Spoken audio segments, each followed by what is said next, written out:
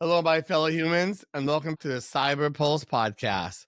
You ever wonder how top leaders navigate tough workplace dynamics and drive real change? Today, I'm joined by Yosi Kossowsky, a renowned executive coach with 18 years of coaching experience and over 30 years in global leadership, including roles such as CTO and Senior Director of Talent Management. Yosi will share practical strategies on leadership, communication, and unlocking your full potential, all grounded in real world experiences. Yosi, welcome to the show.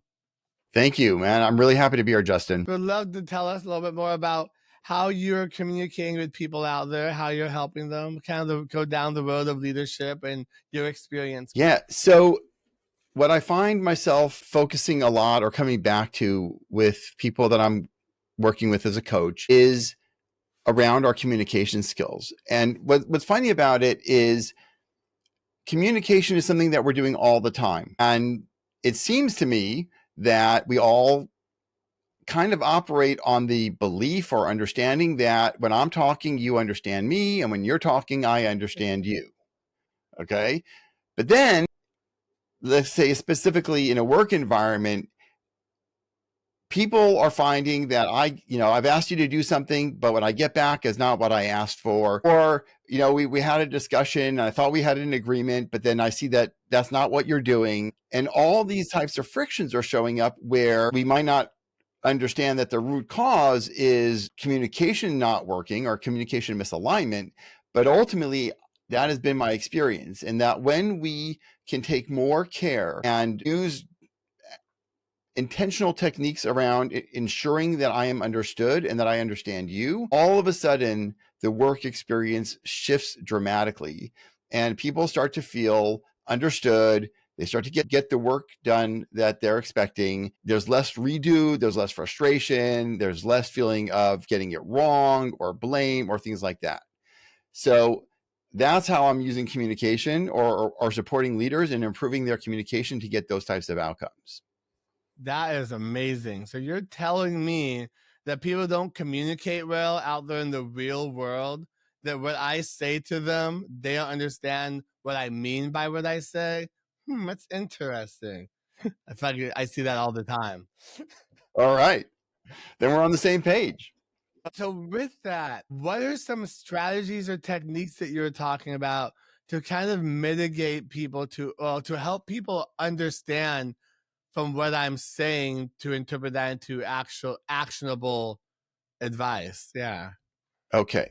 So to be frank with you, for starters, and I will give you those tips in a second. I'll start off with the common caveats or the feedback that I get when I first share this with people, which is, oh, this makes me uncomfortable. This is going to take me more time to talk and communicate with people and so on. And you know what? That's true. It is going to be a change because if everything was working today, we wouldn't need to be doing something different. I wouldn't need to be on the podcast, right? So yes, we're talking about change. We're talking about doing something different than you're doing today. And that's going to feel potentially uncomfortable. And yes, that's going to take more time than you're doing it today. And if what you were doing today was working, then we wouldn't need to talk about it. So let's put that out there. More habit, you mean? I have to change myself again? Again. Man, you're pushing it, buddy. Okay, I know. give them to me. I can take them. Listen, Justin, here's the question. How often do you brush your teeth? Do you do it once your whole lifetime and assume that your teeth are going to be clean and no cavities? Or do you have to brush every day? The second one. You're right. The second one. Okay. So there's things that we have to do for our hygiene. And so there's teeth hygiene and taking showers for, physical hygiene. And this is communication hygiene. It's something that we have to do all the time if we want our communication to be more effective. Like that. I want to hear more now. I'm intrigued. All right. We pulled into the hemisphere. All right. So here we go. The first thing is the understanding that because of the way human perception works, we all essentially have subjective perception. The way I hear and interpret and the way you hear and interpret is not going to be exactly the same. They might have good crossover, but it won't be exact. And The problem is because I'm not a mind reader, I don't know which parts of what I said did you understand or did you get. And I usually only find out when I get something back from you that is either what I wanted or not what I wanted. But that already is like late in the game. So what if I spent a little bit more time up front, and when I finish talking, I say to you, Justin, can you give me a repeat of what you heard? Can you tell me what your takeaways are? Can you tell me what your action items are? Can you help me understand your understanding of this conversation? It's something that requires a full answer and not a yes or no answer. Meaning, if I ask you, hey, Justin, any questions? And you say, yeah, no questions, Yosi, that doesn't tell me anything. That doesn't tell me what you understood. It doesn't tell me how you interpreted it. It just says that you don't think you have any questions based on what you believe you heard and understood from me. Then I just So, go do it my own way, and that's how I get screwed up. Okay, I get you. I get you. yeah. So the first thing is a recognition that chances are there's never going to be 100% full transmission of my words to your head and vice versa. So if I want to find out what you heard, I got to ask you, and then I need you to answer. So that makes sense when people say, can you repeat back to me what I said so I can make sure you understood it? That just kind of clicked with me more. That's the big trick. Everything else is fluff, meaning everything else is just about how do you do it at scale? How do you do it when you're having a video call? How do you do it when the person is like your manager or more senior and you don't feel comfortable with it? Those are add-on techniques. The baseline is that if I don't get confirmation of what you heard, or I don't give you confirmation about what I heard from you, then essentially we are playing roulette with our understanding, and I might land on the lucky number, but chances are I won't. Damn. I got from that was that most of us are like barely even listening to conversations we're having. Where it's like, yeah, I get it, it's fine. But then we go back and we're like, okay, I don't remember anything about what he said. So I'm going to just guesstimate what he said. And more likely, I'm probably going to screw it up. Yes. And you bring up another really, really powerful point about the not listening. So I've read a whole bunch of different studies that all are trying to indicate that our attention span is somewhere between 6 to 10 seconds long. What I mean by that is that as far as we understand the brain, it's a linear processing machine, meaning it can either listen or think or speak, but it cannot listen and talk. It cannot read and think. It cannot, well, I should say, cannot read and listen. When we are listening, our brain will go in and out of listening to you and thinking, listening and thinking, listening and thinking. And every time I'm thinking, especially maybe I'm thinking about what I heard you say, or I'm actually trying to solve or give you an answer or plan an answer for what I'm hearing you say, as soon as I start going into that mode, I'm actually no longer listening to you, but you're still talking. So it's a given that all of that is going to be missed content. I think I just did that just now. Just listening to you, then taking it in. I'm just kind of like, squirrel. Wait, focus. Focus. Feel that when I started this podcast, I think that got better too because you're listening and you're trying to go back and forth, and that actually it's helped my focus. But you made such a good point there. Sometimes our brains are just like squirrel. It's just so hard to focus, listen, and then we rebuttal after that. It gets a little frustrating. Absolutely. Especially if our communication is happening where there's other distractions around. So, right now, you and I, we're talking over computers. And so if there's other things blinking on your screen, that will catch your attention. If we're talking on our phones and our phones catch our attention, if we're walking around outside and there's other noises or blinking things and that catches our attention, there's so much that pulls us away from our focus that it's actually a huge challenge to really be focused and listening and not veering off while somebody else is talking. Yeah, putting that skill into your life and building upon that. That takes some time and dedication. Like you said, that is something that a lot of people are like, I don't want to do this. I'll just pretend to active listen. It's fine. But that doesn't always work, because when you're trying to actually listen to important things, you don't get those important things. You're pulled away. I like how you said it. You're pulled away from all the flashy little lights and doodads and blinking things. It's so true. What are some ways that we can kind of help our focus with that and just really be in the conversation, really listening so we get the most out of it? So I think it's a couple of things. The first is this discussion already, and everybody who's listening, to be aware that this is natural. It could be considered a bug in our brain, but I think that given that most people, this is how we're behaving, our brains are working today, this is the system, not the problem. So if we understand that our attention will be pulled away all the time, then what can we do to help ourselves stay focused? And those are, I'm going to come in with an intention that I really want to listen and focus on you. I'll turn off my phone. I'll take off my Apple Watch, or I'll put it on mute. When I'm having a video call, I will close my other applications. There's lots of things I can do if I want to do them that will help me stay focused. Now, even if I do all of those things to really kind of limit distractions, there's still this idea of called listening to solve, where as I'm listening to you talk, my brain will start to process and think, and other ideas will pop in my head. And then if I follow that thought, which is really kind of hard to catch ourselves doing in the moment, then I'm still not listening. However, if we can set an expectation and an understanding with each other, which is, Justin, I'm going to do my best to listen to you. However, when we do this check-in at the end and you ask me to repeat what I heard or vice versa, and you see that I'm missing information, then that's why we're having that check-in, and let's fill in the blanks. Because trying to say, oh, well, no, don't lose focus, I think is unpractical.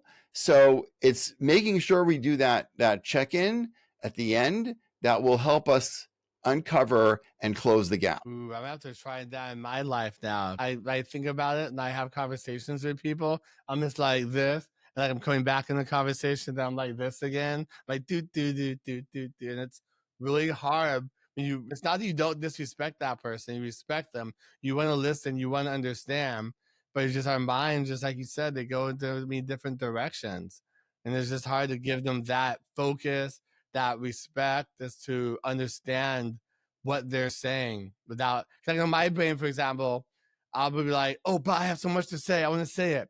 Relax, do it, but let them talk. But then I'll forget it. And I'll be like, oh, I forgot what I was about to say. I don't know anymore. I feel like, and it happens so much. Right. And that does, right? I mean, that does happen. So I don't think that there's a perfect system, that the thoughts that you have, if you don't get them out right away, they might fall away. They also might come back later, and then you can jot them down and make sure you tell the person after the fact. Another tip along these lines is, I know that for myself, I rarely can fully process what I'm hearing in the moment. And so I will often tell people when I'm having a conversation, you know what, I need to take that away and think about it. And I hear that actually from people all the time when I'm having conversations is, I need to think about that. That's fine. That's great. And as long as I know that, then I know that maybe asking you for an answer right now is not going to work. And even what answer you might give me in the moment is not really the full answer or the fully thought out answer. And so if we can be more understanding that it's cool, you know what, why don't you take some time to think about it, and let's get back, together or whatever, tomorrow, later today, and talk about what you had a chance to think through on this X topic that we're, talking about, then that's great. No pressure. Yeah, and that pressure is important, because that pressure will make you say the wrong thing in the moment when you won't be able to have a chance to think about it. And I like how you said it. I've been doing that recently. I need time to think about this. I didn't do it in the past, but I notice I do that more now. That just kind of gives me this time, takes that pressure off, like you said. I can really think about, analyze it on my own time, in my own way, at my own brain speed. Absolutely. So, it's the understanding and making allowances and sharing that this is, again, if we're having a conversation, it's a shared experience. And I can't know your experience, so all I can do is ask. However, I can, like from listening to this type of podcast, is understand that these are normal things, and therefore bring them up and offer them to the other person so that they also feel safe or comfortable to say, hey, that's a good idea. Let's think about it before we jump into an answer right now. I love that. So powerful how you said that. I find myself a lot of times trying to figure out how to talk with people about stuff like this. But then it's like, I'm learning how to do this, but then they haven't learned how to do it yet. So we're trying to have a conversation based upon two different ideologies of communicating. Because like sometimes I know when I ask them to repeat things back to me, or I repeat it to them to make sure I understand. They're like, what? I feel like I'm stupid sometimes. They make me feel stupid.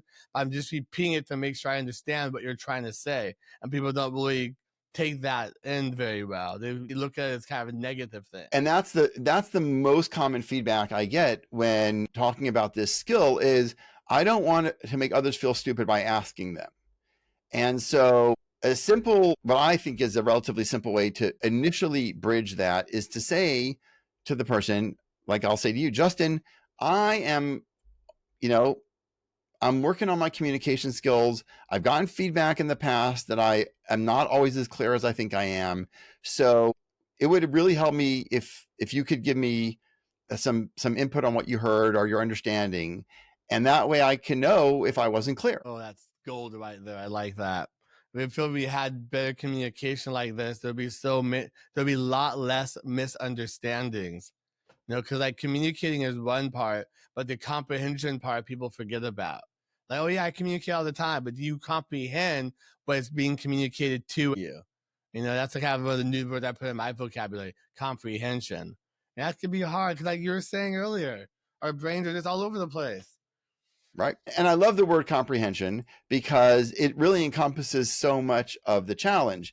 Another challenge is ambiguity. I find that in any given sentence, we use a tremendous amount of ambiguity, meaning words that are so common, we think that everybody has the same meaning and definition from them. But in reality, that's not what I have found. When I sit with a group of people and we're having a conversation and I say, okay, like, oh, I saw that movie the other day. It was so funny. I'm like, okay, what does funny mean to you? How would you define funny? What made it funny? And you start to realize that we don't all share the same definition of the word funny all the time, or what makes it funny. And it goes on and on. You could say, hey, I need, Justin, here's this project.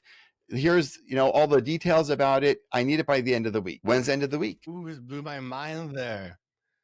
I'm like, I fall in that category all the time, especially being on the spectrum. So I think things differently, I understand them differently, and I portray them a lot differently. So in the beginning, it was really frustrating for me to have to explain things to people, but I realized as I've gotten older and more comfortable with who I am, that my understanding is not your understanding. So it's okay for me to have to explain these things. And then they'll be like, oh, I don't get what you're talking about. But I can't explain it. I'm like, I can't explain it then. And you know what? I don't find that this challenge is limited to only to people that are on the spectrum. True. I really don't. Meaning I feel blessed to be working with tons of people. When I say tons, I mean, right now, I think I'm coaching about 40 people. And that's like on average for the last year and a half at any given time. And this is a topic that literally comes up in every coaching engagement with everybody. So I haven't met somebody, regardless if they're American or British or not native English speakers, where this challenge is not present in our communications at home, at work, with our peers, with our friends. It's always there. Maybe not with our pets. I don't know, because I don't know how pets think, or how they can confirm understanding. But between humans, all the time. I feel like this would bridge the gap in so many of our lives, from leadership to our families, just being able to communicate better, understand how to communicate.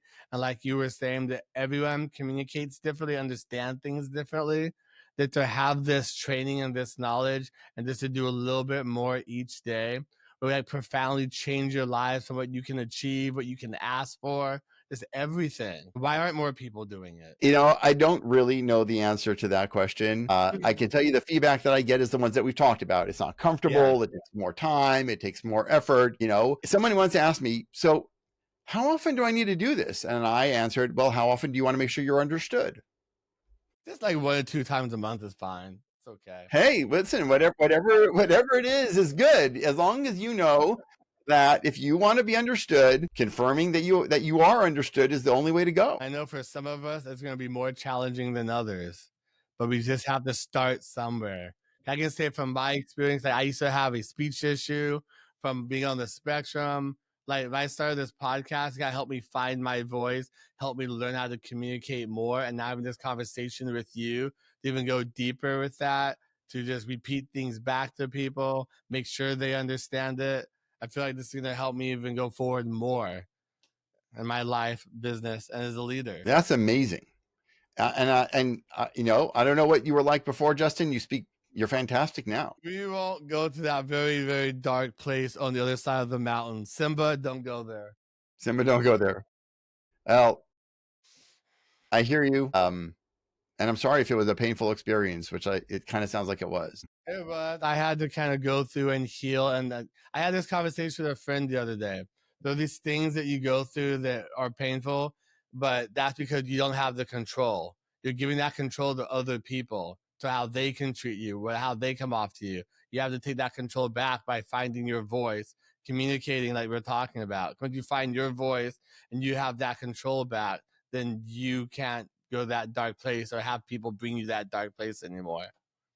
That's what Yeah, I've learned. That's just me. I'm with you. I feel that the world feels crazier to me now than it ever has in my lifetime. And the feeling of loss of control is something that I'm encountering with more and more people. And I don't know if I think it's one of what I would say is one of the top debilitating experiences is to feel that you are a victim and not in control. So, Percent. People. That's why I kind of started this podcast too, to help get our voices out there and heard, and remember that we're human beings before anything, and we need to just start with these little steps in our lives. And communication is the top part of that. You can't communicate what you want or communicate where you're trying to go or what you're trying to do. You can't communicate that not just to yourself, for other people. You're not going to get very far. So, believe finding your voice is kind of that key thing, and being able to have conversations with people so that you can help them understand like where you're coming from, help yourself understand where you're trying to go is just so important. 100%, right? And being human is, for me, I have a definition, and ultimately it's an ambiguous term. So I would love to know what you mean when you say being human, and what does finding our voice mean to you as well? Yes, I'll be glad. It's funny you say that because I'm actually going to start asking those questions in my podcast. So that kind of confirmed that I should be doing that then. Okay. But yeah, but being human to me is remembering before your race, your color, your gender, your identity, any of that, where you're from, poverty, rich, poor, before any of that, that we live and die as a human being. None of the stuff that you accumulate in this world is taken with you. But just you have to remember that you're a human before all of that. I mean, the way you treat people, the way you interact with people, and the way you treat yourself as well is where that comes from. That's what being a human being means to me. Yeah. Oh, yeah. What was the question again? Exactly. What do It you just mean by happened. when you say to find our voice? I meant by to find our voice. And I can say from my experience that like I was in a dark place. I was doing drugs, drinking. I actually overdosed from that. And I was just in this place that I didn't have the control or power. And I gave it to everyone else and everything else around me. And that from all that happened to me, I had to find my voice. I had to find who I am. I had to take back my control. And I had to just start talking more to other human beings. I know what it is to connect with others outside of myself. So in doing that, starting the podcast, starting the business, I started learning that communicating with people, having these conversations, they're what drive me. They make me feel full. They give me this passion and burning fire inside. So finding my voice was just all of these little steps I took to get here, not just one thing. The little things that I went through, that I did to myself, and now the little things I'm doing to help myself to overcome those obstacles in the past and to build my future better. I feel that to me is finding your voice in a nutshell. There you go. That's amazing. And when I listen to you, it reminds me that that's often, by the way, the deeper challenge is not in what we can do to do better or be better communicators, rather the how did you find your way? What were the micro steps that you did that helped you get your power back, that helped you bring your voice out? Because I think when we say to people, oh, go find your voice, treat people like humans, we understand maybe the concept at large, but the idea of how did you do that? How do you do that? What's your reminder to not be a victim? I think that's where the gold is. Ooh, that is very powerful. I agree. As coaches and as humans, we tell people what to do so much. Like, just do this, this will work. Do this, it'll work. But we don't tell or even show them how to get there. People, as human beings, we get overwhelmed by so many things we have to do. And they think there's one big thing we can do. But like we were saying, there's just these little things that build up to that big thing that we're trying to do. There's just a bunch of different things and steps that we have to take. But people are like, oh my God, I got to go from 1 to 90 really fast. No, you got to go from 1 to 2, then 2 to 3, 3 to 4, etc. Just take it step by step. Don't overwhelm yourself. But we want to just get there so fast. I experienced this. I know it's true. I try to do it every day from 50 to 90 every day. Yeah, I agree. And I think that's where the hard challenge is, because we can send somebody to read a book or to a workshop. If we don't get to practice and role play the actual experience of how do we find our voice, how do we practice that, how do we be aware of the feeling about that we're having when I'm going to ask somebody to repeat, and I don't actually play it out, then just saying to somebody, hey, just ask people for confirmation and validation by, what did you hear?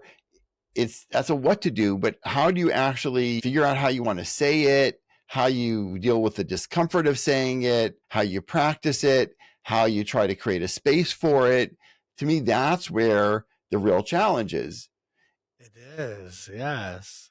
The tonality that I'm learning, the tonality that you use is very important, because based upon how you say in your tone will distinguish from giving the power of yourself away or having the power kind of between the both of you for like a level understanding. Absolutely. And also, as we deal with people, as you say, race, gender, etc., age, generation, be understanding that just because I see it one way or I understand it one way or I'm intending to convey my message or my intention in a way, that doesn't mean that that's how it's going to be received. And so another challenge is like shared curiosity or shared benefit of the doubt, which is, why do I want to assume that this person means me ill? This person means to insult me, be mean to me, disrespect me, versus I don't know what this person actually is intending. Why don't I ask them? It seems like that's so simple and it's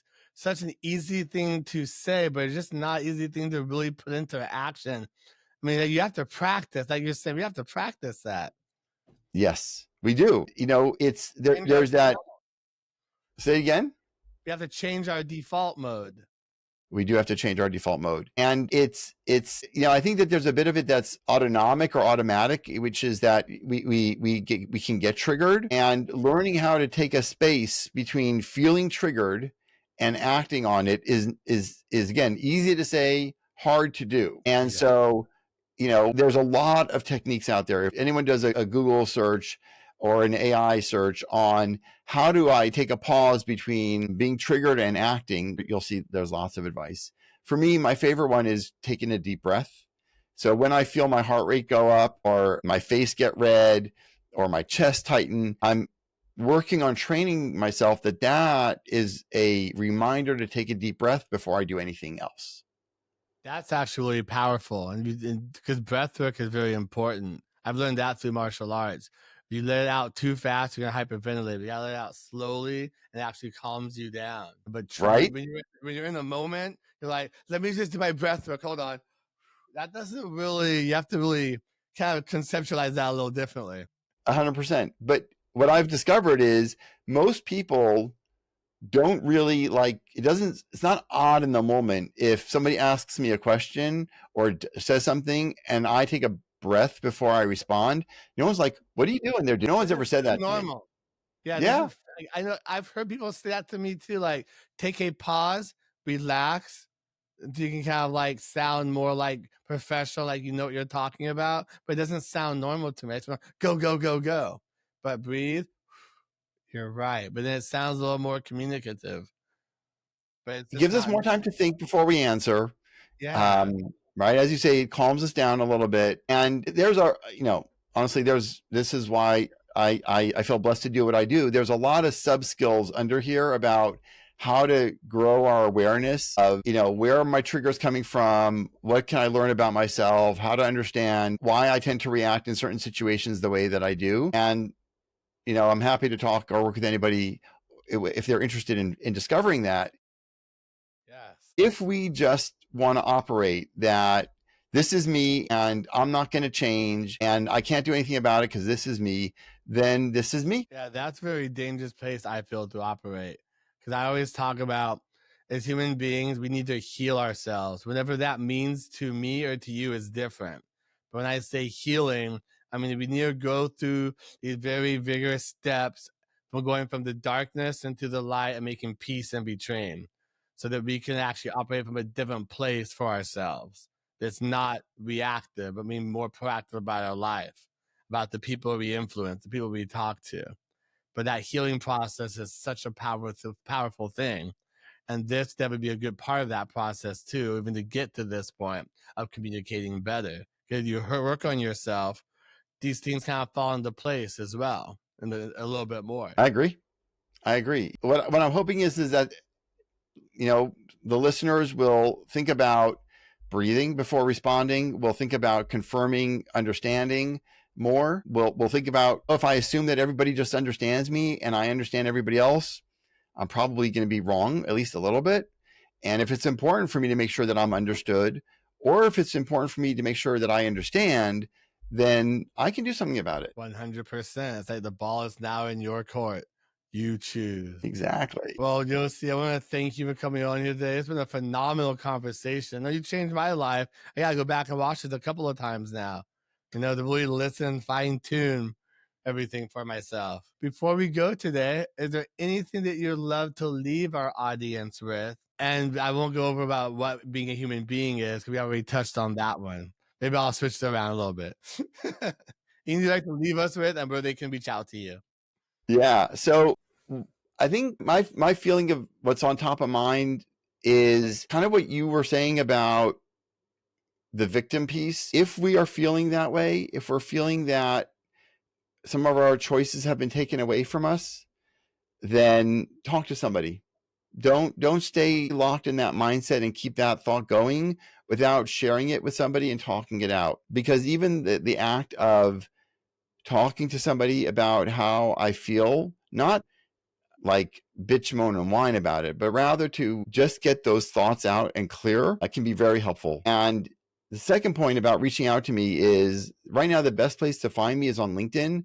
And I know you're going to put it in the show notes. Yeah. So please, connect with me on LinkedIn if this is of interest, if you want to talk, you want to have a conversation, and let's go from there. Hell yeah, brother. Great having you on here. Thank you. I want to appreciate you coming on here today. And we have definitely have you back on here again. We have to kind of go further in our conversation. Looking forward to it. Yes. Well, thank you again. And hope you have a good rest of your week. Yeah, you too, man. All right. Bye, Yosi. Bye-bye.